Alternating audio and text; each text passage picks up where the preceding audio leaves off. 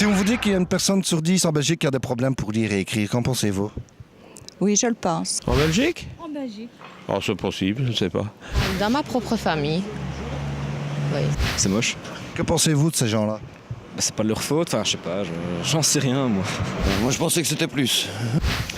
Je sais qu'il y a beaucoup d'analphabètes en Belgique, oui. Dans l'entourage du village et dans l'entourage du métier de mon époux aussi, il y avait beaucoup de jeunes qui arrivaient avec énormément de difficultés de lecture et d'écriture.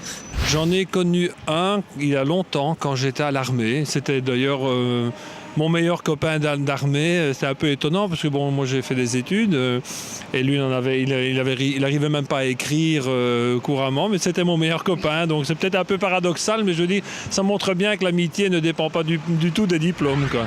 Beaucoup de personnes connaissent mal cette réalité.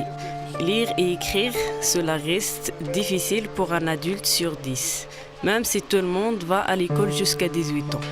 Des adultes n'ont pas ce à apprendre pour différentes raisons, comme par exemple le manque de soutien scolaire, des difficultés sociales, familiales ou encore un déracinement ou une séparation. Pourtant, toutes ces personnes sont parents, habitants d'un quartier, travailleurs ou demandeurs d'emploi. Elles ont le droit de savoir lire et écrire et d'être citoyens à part entière. Fabrice a 35 ans. Il nous parle de son expérience de vie.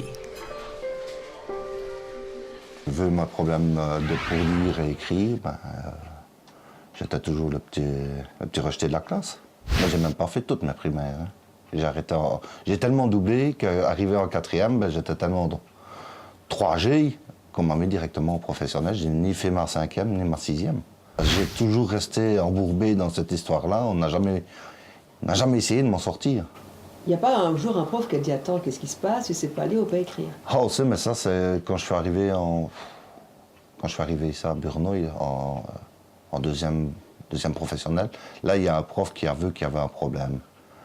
Que je n'arrivais pas à suivre mes cours ni rien du tout. Il m'a demandé ce qui se passait. Alors, vu que je ne s'entendais pas mal, je lui ai expliqué. Là, il a commencé, mais il était trop tard. J'étais déjà bien embourbé dans toute l'histoire. J'ai quand même ma qualification de 4e. J'ai quand même fait mes études en horticulture.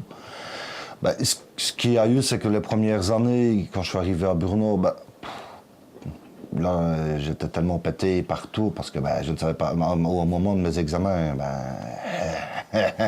c'était faux parce qu'ils ne comprenaient pas. Puis ils ont commencé à comprendre que c'était l'écriture et lire qui me posaient. Alors j'ai passé tout en oral. Tous mes examens, je passais oral. Comme ça, là, j'arrivais plus facilement à m'exprimer que d'écrire. Alors, c'est comme ça que je suis arrivé au bout.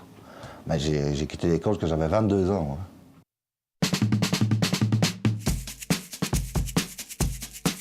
Il n'y a pas d'âge pour savoir qu'un adulte sur 10 ne sait ni lire ni écrire.